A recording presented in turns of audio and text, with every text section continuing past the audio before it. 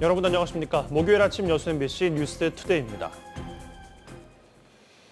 오미크론 확산세 속에서 일제히 새로운 학기가 시작됐습니다. 등교 수업 방침과 함께 학교가 주관하는 새 방역 체계도 도입되면서 학교와 교육당국은 긴장감 속에 새 학기를 맞았습니다. 강서영 기자입니다. 아직은 교실이 낯선 듯 초등학교 신입생이 긴장한 모습으로 교실을 두리번거립니다. 코로나 탓에 입학식은 운동장이 아닌 각 교실에서 진행됐지만 담임 선생님의 따뜻한 축하와 함께 학교 생활의 첫 발걸음을 내딛었습니다. 자, 입학 축하해. 신학기가 시작된 어제 오미크론 확산세 속에서도 5개 학교를 제외한 823곳의 전남 지역 학교들이 등교 수업을 진행했습니다. 가슴이 두근두근해요. 뭔가 새 학기니까.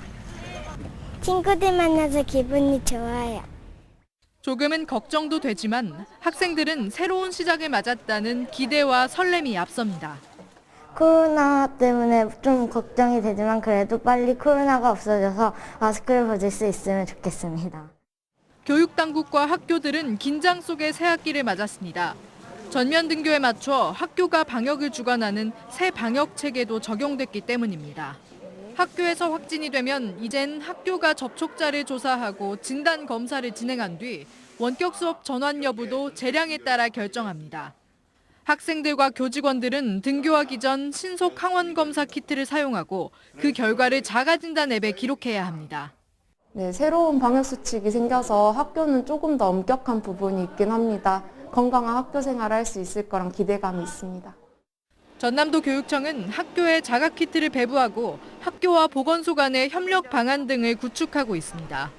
아이들과 함께 성장하고 배워가는 그런 중요성을 큰 기조로 해서 저희들은 계속적으로 등교 수업이 큰 차질 없이 진행되도록 교육청은 교직원이 확진될 경우를 대비해 기간제 교사 인력 상황도 점검하는 등 코로나 확산 속에서도 안전하게 등교 수업이 유지될 수 있도록 대비하겠다고 밝혔습니다. MBC 뉴스 강서영입니다. 오는 6월 1일 치러지는 지방선거와 관련해 선거일 90일 전인 오늘부터 각종 행위가 금지됩니다. 이에 따라 본인은 물론 제3자도 후보자와 관련된 저서의 출판 기념회를 열 수 없고 국회의원과 지방의원은 집회나 축사, 인사말을 통한 의정활동 보고를 할 수 없습니다. 또 지방선거에 출마하는 공무원과 선거 사무 관계자로 활동하려는 통장과 반장, 주민자치위원 등은 오늘까지 사직해야 합니다. 내일부터 시작되는 제20대 대선 사전투표에 여야가 사활을 걸고 있습니다. 사전투표의 흐름이 대선 당일 표심에도 영향을 주는 만큼 1차 승부처로 꼽히는데 여야 각 정당의 중점 호소 대상은 약간의 차이가 있습니다. 한신구 기자의 보도입니다. 이재명, 윤석열 두 후보가 막판까지 오차 범위 내에서 치열한 접전을 펼치고 있는 20대 대선. 코로나19의 대확산으로 투표율이 낮아질 수 있다는 점. 그리고 사전투표의 흐름이 대선 당일 유권자들의 표심에 영향을 주는 만큼 사전투표는 1차 승부처로 꼽힙니다. 그래서 여야 각 정당은 경쟁적으로 유세와 문자, 음성 메시지 등을 통해서 핵심 지지층의 사전투표를 독려하고 있습니다. 그렇지만 중점 호소 대상은 당별로 약간 차이가 있습니다. 더불어민주당은 30대에서 50대, 노동자와 자영업자 등 전통적 지지 기반의 결집을 호소하고 있습니다. 투표일 당일 쉬지 못하는 사람이 많은 만큼 사전 투표율이 높을수록 유리하다는 판단에 따른 겁니다. 단순한 정권 교체를 넘어서 정치 교체를 하고 기득권 교체를 해서 시대를 한번 바꿔내야 되지 않겠습니까? 기호 1번 일자라는 유능한 경제이고 이재명 부탁드리겠습니다. 반면 국민의힘은 호남 변화의 바람에 선두에 서 있는 2030 청년층을 사전투표소로 끌어들이기 위해 안간힘을 쏟고 있습니다. 이준석 대표가 내일 광주에서 청년들과 함께 사전투표를 하겠다고 밝힌 것도 이런 맥락으로 풀이됩니다. 2030 유권자들이 윤석열 후보에게 응답하고 있는 겁니다. 이 젊은 유권자들은 3월 4일, 5일 사전투표일에 대부분 투표할 겁니다. 정의당과 국민의당 역시 자당 색깔에 맞는 핵심 지지층을 대상으로 사전투표를 호소하고 있습니다. 지난 19대 대선 사전투표율은 광주 33.67%, 전남 34.04%로 전국 평균 26%보다 7%포인트 이상 높았습니다. MBC 뉴스 한신구입니다. 지역 4년제 대학에서 신입생 정원 미달 사태가 잇따랐습니다. 전남대학교는 올해 신입생 등록을 마감한 결과 신입생 전체 정원 4,251명에서 38명이 미달됐고 순천대학교는 1,664명 모집에 143명이 등록하지 않았습니다. 미달된 학과는 전남대 광주 캠퍼스의 경우 컴퓨터 정보통신공학과 등 3개 학과이고 여수 캠퍼스는 해양바이오식품학과 등 10개 학과입니다. 순천대학교는 지난해와 마찬가지로 올해도 신입생 충원에 어려움이 많았지만 대입 전형 개선으로 충원율이 지난해보다 1.6% 상승했다고 밝혔습니다. 여수 영추산 진달래 체험 행사가 코로나19로 인해 올해도 전면 취소됐습니다. 여수시는 영추산이 전국 3대 명품 진달래 군락지로 많은 상승객이 찾고 있지만 최근 심각한 오미크론 변이 확산 추세를 감안해 지난 2020년 이후 3년 연속 산신제를 제외한 모든 축제 행사를 취소하기로 했습니다. 영추산 진달래 축제 보존회는 코로나19로 인해 3년째 축제가 취소돼 아쉽지만 내년에는 많은 관광객들에게 영추산 진달래 절경을 전할 수 있도록 준비하겠다고 밝혔습니다. 포스코가 지주회사 체제로 어제 출범했습니다. 지역 균형 발전을 명분으로 본사인 포스코 홀딩스를 포항에 두기로 했는데요.